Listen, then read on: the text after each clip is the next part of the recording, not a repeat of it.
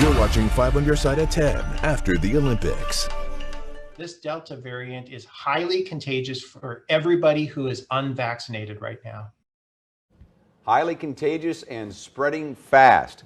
COVID cases, hospitalizations, and deaths are rising. Now, St. Louis City and County are taking action by bringing the mask mandates back. But it's already getting some opposition. We'll have much more on the Tokyo Olympics in a minute. But first, we're talking about that mask mandate that will impact everyone in the city and county, even those who are vaccinated. Thank you for joining us. I'm Casey Nolan. And I'm Michelle Lee. People must wear a mask in public places starting on Monday. Our Justina Cornell starts off on our team coverage tonight on why officials are calling for the move right now. We should have been over this a long time ago. Yet our numbers are worse than the first go around. Cases right now are higher than they were when our first mandate started. The initial mask mandate was on July 3rd, 2020. Data from the St. Louis Pandemic Task Force shows that the 7-day rolling average for hospitalizations was at 145. Now that mask mandate lifted on May 14, 2021, and that number was at 204.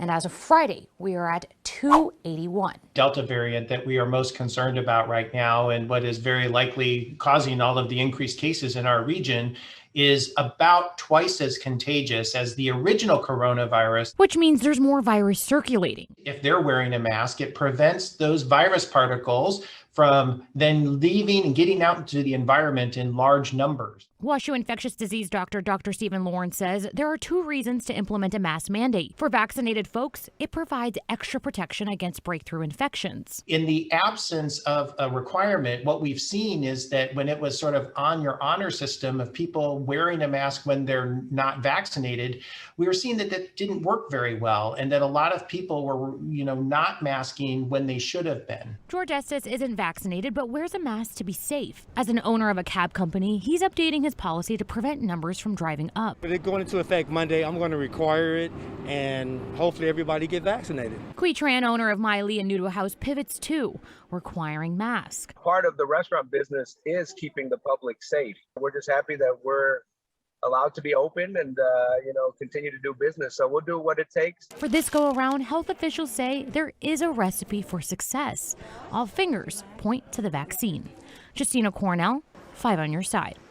Now, the mask mandate is already getting some pushback. Missouri Attorney General Eric Schmidt says he will be filing a lawsuit over the issue on Monday. And St. Louis County Councilman Tim Fitch posted on Twitter saying the council can act as soon as Tuesday to terminate the county executive's new health mandate. He still has not communicated to us his reasons for the mandate as required in the new statute, referring to a new state law. As for business owners, well, they have plenty to say about the mandate too. Our Robert Townsend continues our team coverage tonight with how they're reacting to the return of masks. You might say at Hammerstone's restaurant and bar in Soulard, the vaccinated manager isn't waiting for one hammer to fall come Monday, the return of a mask mandate. It's frustrating that it's going to be put on us again. Corey Hammerstone says when the initial mandate took effect months ago, it created problems among some of her patrons and employees. Whenever we had the mask mandate, we had to fight a lot of people who didn't want to wear masks. She says many of those people became dangerous when asked to mask up. We had a customer pull a gun. We've had customers threaten to fight and just go crazy. And now that our customers, even if they're vaccinated, will soon have to wear face coverings when moving around inside our business and even outside on the patio, Hammerstone's frustrations are growing. It was a welcome relief whenever they said vaccinated doesn't need to wear a mask indoors. So yeah, it's frustrating, but I'll do it. I'm just dreading it. A few miles away, the owner of this Dutchtown business has a much different take on the return of a mask mandate on Monday. I kind of like to err on the side of caution. An unvaccinated Justin Harris owns the St. Louis Hop Shop. He doesn't mind continuing to wear his mask and asking his customers to do the same. If this is something that's going to, overall be safer for the city, then I'm cool with that. Robert Townsend, 5 on your side. Okay, so what about other counties in our area? We know Jefferson County did have a mask mandate that expired in March. The health department tells us there are no conversations to bring one back. St. Charles County never had a mask mandate, and we're told they're not considering one. We also checked in with Franklin County, who had a mask mandate right before Christmas. So far, though, we haven't heard back. Of course, we'll keep you posted. Well, the moment so many people have been waiting for is finally here. Let's take a live look from Tokyo right now, where the Olympic Games are underway. It is 1 in the afternoon there right now, and it's been a very long day with the long-awaited opening ceremony taking place this morning. After an entire year of waiting, athletes and fans really couldn't be more excited. But of course, safety comes first. There are no spectators and strict COVID safety protocols like daily tests, temperature checks, and masks. Now, Casey, I know you've got the highlights from today's opening ceremony and also spotlighting our local athletes. That's right, Michelle. I don't know about you, but I think a lot of people were really wondering how an opening ceremony would work without fans in the stands. But the athletes had each other, the performers had the cameras, and from at home, at least at times, the show still felt big. In a stadium that seats 68,000, there were fewer than 1,000 watching this opening ceremony in person, dignitaries and special guests. But you can see athletes still seemed excited. This is the second largest team the U.S. has ever sent to the Olympics, 613 athletes. We caught a glimpse of Baldwin native Tyler Downs there. You see him. He's the 18-year-old diving sensation. As for highlights, well, this guy from Tonga forgot his shirt for the third straight Olympics. That was a hit for some. This was impressive, though. 1,800 drones hovering in formation, changing shape, morphing into a globe. And then the surprise of the night, tennis star Naomi Osaka was the final carrier of the Olympic flame and lit the cauldron to officially start the games. Now, even though there will be no spectators at these Olympics, the athletes are really kind of taking us along with them through their social media. Basketball star Nafisi Collier from Jefferson City showing off her team gear before the opening ceremony. Volleyballer Michelle Barch-Hackley from Maryville, Illinois, there on the right, stepping out with her teammates to kick off the Olympics. We mentioned Tyler Downs from Baldwin. He seems to be on a mission to meet one of the greatest Olympians of all time. I'm hoping I get to meet Simone Biles sometime. I've been talking a little bit with the other gymnasts. Stepping out with her teammates to kick off the Olympics. We mentioned Tyler Downs from Baldwin. He seems to be on a mission to meet one of the greatest Olympians of all time. I'm hoping I get to meet Simone Biles sometime. I've been talking a little bit with the other gymnasts, and they aren't staying in the village, but I'm hoping that we can cross paths. Okay, now not all Olympians are in Tokyo just yet. Hammer thrower Deanna Price, for example, she is headed there now. This is her. She got a send-off in Carbondale today. After her final practice, she's competing in the hammer throw at the Games for the second time, a two-time Olympian now. She set all kinds of records, broke her own records in the trials. You saw the man in the car with her there. You know, no family members can go with their athletes, Michelle, no spectators, as we've said several times. Well, that was her coach, JC, who is also her husband. So that's nice. Her husband will be there with her for her second time. There's a real shot she can medal too. Oh my goodness. Well, I can't wait. And it's always great when your spouse is your coach. So yeah, right? It makes it easier. All right. Well, let the games begin. How about that? There are several events this weekend on NBC, including some new ones to the Olympics. Men's volleyball, swimming qualifiers, and finals, along with skateboarding, are just some of the highlights of tomorrow's competition. More swimming qualifying heats, diving, and the women's gymnastics team competition are all taking place on Sunday. Hope you join us. Okay, but let's talk about the weather now. Meteorologist Jim Castillo is joining us, and it's really going to be a hot weekend. You've been talking about this heat advisory. It is, yes. You know, I can't top the Olympics, but I'll give you the full buck moon. Yeah, that is gorgeous out there tonight. So even less of that haze that's around, but we do have heat on the way. Wanted to show you this overlooking the entire St. Louis area. Again, a clear night and not as much smoke in the air. We'll talk about that in Maine weather coming up, but Like Michelle was talking about, this heat advisory starts up at noon tomorrow till 8 p.m. and that includes most of the metro, in fact, all of the metro except for Franklin County, and then Lincoln County, Missouri, Calhoun County, and Jersey County, and Illinois, so even further north from the metro. So the heat indices tomorrow over 100 and up to 105. It's even hotter on Sunday. I'll have much more on that and the details coming up. Casey. All right, Jim, thank you. Well, an accused murderer who was set free after prosecutors failed to show up to court is now back in custody. Brandon Campbell is accused of shooting and killing Randy Moore last year. Circuit Attorney Kim Gardner's office charged Campbell with murder, but he was released by a judge last week after Gardner's office failed to show up for the case in court 3 times, mainly because the case was reassigned to a prosecutor that was on maternity leave. That prosecutor has since resigned. Gardner's office refiled charges against Campbell, and U.S. Marshals arrested him at a home in St. Louis County. Well, just a heads up for drivers this weekend. In St. Louis, MoDOT has Interstate 64, Highway 40 closed between Grand and then all the way to downtown. Crews are putting up new support beams at the Ewing and 22nd Street bridges. And in the county, westbound lanes on 44 at Interstate 270 are shut down. Workers are replacing a damaged girder. All detours are marked so you can get around. Both roads are expected to reopen before the Monday morning rush. Well, new COVID warnings for several counties in the Metro East. The state added Greene, Macoupin, Marion, and Washington counties to its warning list. Those are the counties that you see there in orange. Madison County is still on the list, but St. Clair and Monroe were removed. Counties are added when they reach certain numbers. Now, we spoke to a doctor in the Metro East today, and one thing that he says is really concerning is that some patients are seeing long-term side effects, things like clots, heart attack symptoms, palpitations, and more. We have seen effects on the heart, on imaging in patients even with mild cases, but those, we're not sure what that means. He says the way to get protected is by getting the vaccine. The reluctance, the hesitancy in our community is unfathomable to me. Well, low vaccination rates are being blamed for rising COVID cases and deaths in Southwest Missouri. This is especially the case for hospitals in the Springfield area. Doctors say some of their unvaccinated patients are even getting the virus for a second time. So why aren't people getting vaccinated? What's the holdup there? Health experts say a lot of it has to do with misinformation. There are uneducated voices out there that are drowning out the educated voices.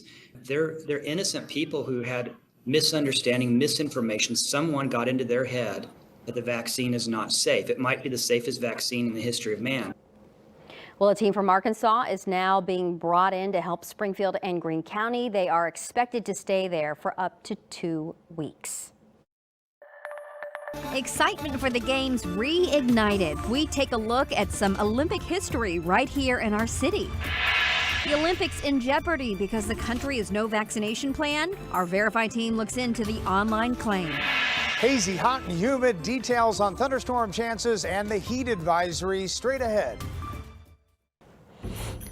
Welcome back. We have our first medal count from the Tokyo Olympics. Only 3 countries are in the rankings right now. China, first, I guess you could say, with the gold. The Russian athletes, second with 1 silver, and then Switzerland with the 1 bronze. We will continue to keep track of the medal count throughout the games.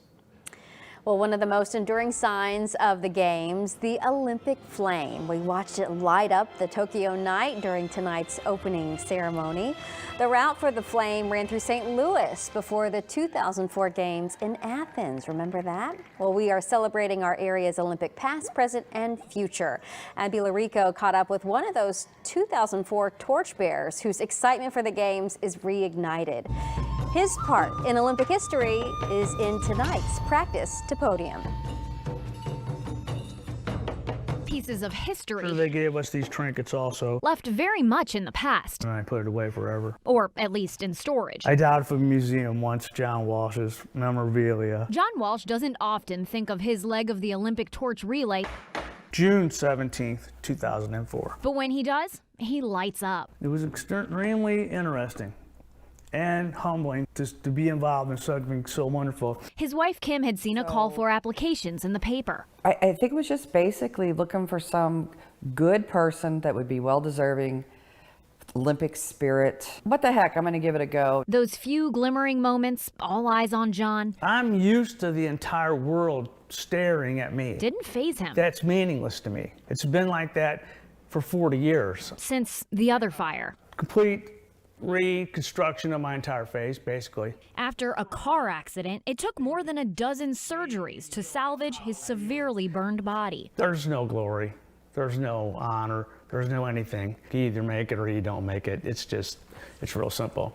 Instead, glory came in the years that followed. I feel like he carries his torch daily. Playing soccer with the neighborhood kids, volunteering with other burn victims, becoming a grandpa. He's always in a good mood, and people just love him. His glow comes from within. And it was a tremendous thing. The world caught a glimpse 17 years ago. All things are possible. Abby Larico, 5 on your side.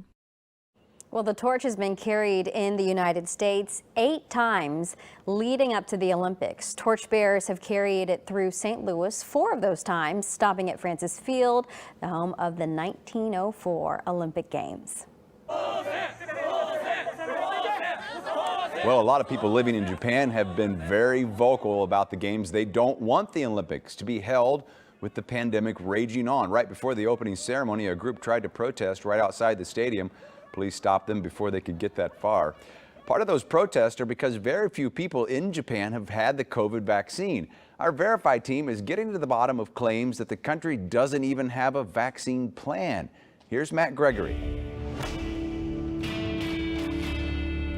We got an email from a viewer that asked us to verify something they heard from a friend, that Japan doesn't have a vaccination plan. Is that true?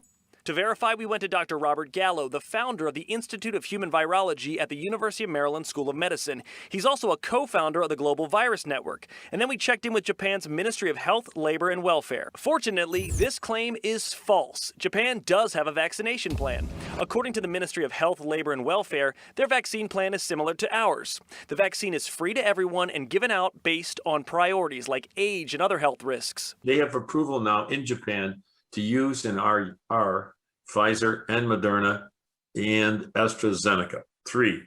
They will shortly approve J&J. Dr. Gallo explained Japan didn't start vaccinating until April because the country believed the virus was relatively under control. They were thinking they don't have a problem so much yet they can make their own vaccine and put it forward. That caused a delay. So the claim that Japan has no vaccination plan is false. It's just delayed compared to the United States. With your Verify, I'm Matt Gregory. Have something for us to verify? Let us know on Facebook, Twitter, or email verify@ksdk.com. Well, fires, smoke, and heat.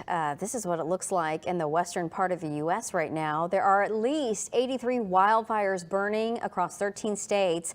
Thousands of people are under some kind of evacuation order. And to make matters worse, a big heat wave is moving through for next week. Certainly hate to see that, but we're going to see some heat too. We're already seeing some of that smoke from those fires right here in St. Louis. Yeah, Jim's here now. Jim, it's hot enough, but the smoke doesn't help the air quality. Right. You know, today we were in orange at some point, so it was a very poor air quality. You can see it here. And of course, some say even over 100 wildfires out west now. The number keeps changing, going up, back down again, but all the way up into Canada too. And then the upper level winds carry that smoke into the area, and sometimes it settles down to the ground, or it even mixes in with that humidity and regular pollution. So we've got that. Some good news is, and I'll show you that in a second, the smoke forecast taking it a little bit out of here tonight, and you can see it right now. Sponsored by 100 Above the Park. It looks the clearest I've seen in a while. There's the full buck moon, and over here is the arch, if you look real closely right there. So a beautiful night in St. Louis. And this is the smoke forecast. When you see the orange, that's that thicker smoke. Now watch this. As we go into the night and into tomorrow, it turns more blue. That means less smoke. And we're already starting to see that. So maybe a day of a better clearing, but there's more smoke upstream and coming our way. And this also, huge dome of high pressure. When you see the pink out here, we've already seen this up in the Pacific Northwest, where we had massive records broken throughout the western United States, and that's likely going to happen again. Now, for us, we're on the edge of this, but it still means hot weather, and it's going to last a while. Saturday's heat indices close to 105 at times. So something we'll keep our eyes on. Again, stay hydrated. Make sure you have a cool place to go. Check up on your neighbors. Temperatures tonight in the 70s, a very warm night. Had some storms popping up in our southern counties, Farmington, Potosi, and even up around Pike County, Missouri. So we'll have that possibility again tomorrow, then overnight, tomorrow night into Sunday. Also, 93 for that high today, 75 for the overnight low. No rain at Lambert, and right now it's still, look at that number, 83 degrees, feels like 88, humidity at 69%.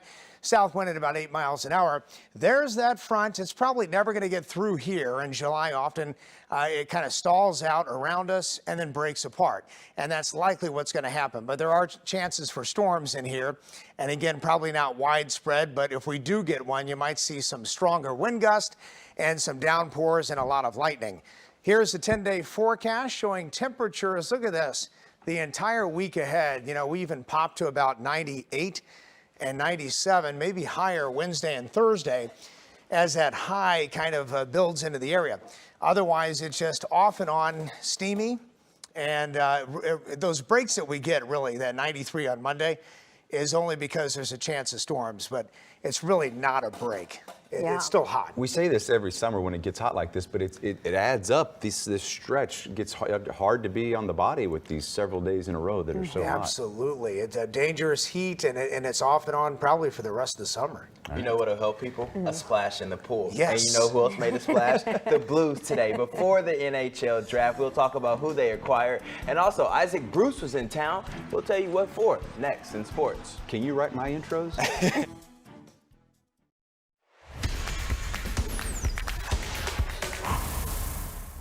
What's going on, Missouri and Illinois? The Cardinals have been on a tear lately, picking up series wins against San Fran and Chicago. But tonight they took on the NL Central's second-place team, and like DJ Unk said back in the day, they took 2 steps back. Don't know that song? Just Google it. Taking on the Reds, it appeared as if things would continue in the right direction. Jeff Bezos wasn't the only one going to space this week. Goldie sending this one to the moon. And then Harrison Bader said, you know what? Let's run that back. In the 3rd inning, when he goes deep to tie the ball game at 2 apiece. Now, Yachty hardly ever gets a night off, but he did tonight. And in his place, Andrew Kisner is there to drive in a pair of runs with this ground rule double. The Cardinals will take a 5-2 lead, but in the 8th inning, Giovanni Gallegos gives up a sac fly to Tyler Stevenson. The Reds would take the lead, and they went on to win the game 6-5. I mean, we had that opportunity with the base loaded 1 out, and then we had, first and second and 7th with nobody out. And couldn't cash in. A lot of good at bats. Had them where we wanted them late in the game, and they put together some at bats, and we didn't turn double play. That turned out to be pretty costly. The NHL draft got underway tonight, and before it began, the Blues already started making roster moves, acquiring forward Pavel Buchnevich from the New York Rangers in exchange for Sammy Blais and a 2022 second-round pick. The 26-year-old ranked 4th on the Rangers roster with 20 goals and 48 points, and 2nd with his +12 rating. Meanwhile, Blais will leave St. Louis after putting up 8 goals and 15 points in his 4th season with the team. Now to the draft. Blues with the number 17 overall pick, and they selected. St. Louis selects from Rimouski, Zachary Bolduc.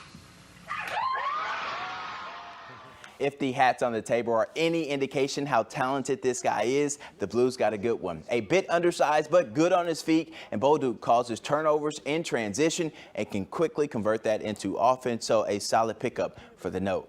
Isaac Bruce, one of the best wide receivers to ever lace up the cleats in the NFL, helped bring our town a title 21 years ago. While no longer a resident of St. Louis, Bruce can't stay away. Tonight, more than 300 people gathered for his Isaac Bruce Foundation Gold Jacket Gala. The Hall of Famer explains why he held the event here in our great town.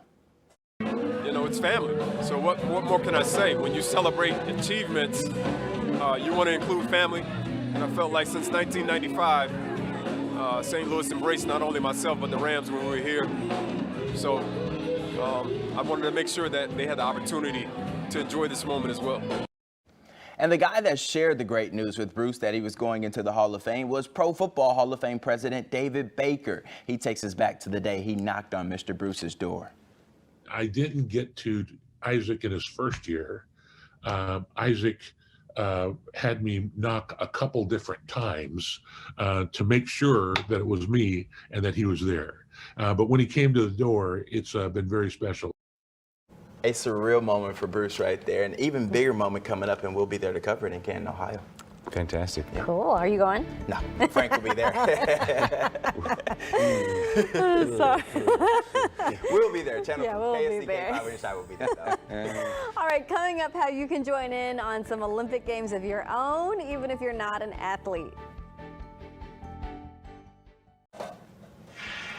Well, at least from the skyline, Tokyo is really feeling the Olympic spirit tonight. The Tokyo Tower there lit up the same colors as the Olympic rings. Organizers are hoping the excitement of the games will offset the opposition to the games.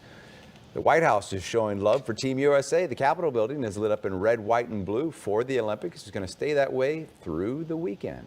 That's so cool. Okay, so check this out. You know how Google loves to change up its search page during big events and holidays, right?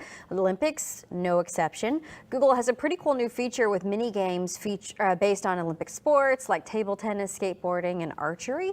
There are even little anime characters as well. It's kind of like a little blast from the past with an old Nintendo style look and feel A there. Japanese company. Yes. Yeah, that's very cool. I'll go on the record and I wanna say, go right now. I'll take all you guys down at table tennis. I'll say that. Oh. Table tennis. I'm competitive It's on. in table Nice, tennis. let's It's do on it. Like Donkey Tell Kong. them to get us a table tennis here and we'll get it cracking, okay? Listen, the weekend team is definitely We're in. playing table tennis on the news. That is our goal. We can get some ping pong paddles and just go right here. Do you have any transitions to weather? Because that was a pretty good one earlier. Let's see, it's hot outside, so people will need to stay hydrated this weekend, I'm assuming, and find a pool nearby. Yeah, very good. That's it. Done. And play table tennis inside, not outside the garage. I'm sure they have those type of table tennises for the pool, you know. Ooh, that's even better. I'm telling you. Nice. Can you tell it's late? That's all of our time. Jimmy Fallon is next. Olympic coverage starts at 8 a.m. It's early there, huh? The 5 on Your Side team is completely dedicated to telling the stories that impact you. If you have a story or need help in your community, contact us at newstips@ksdk.com.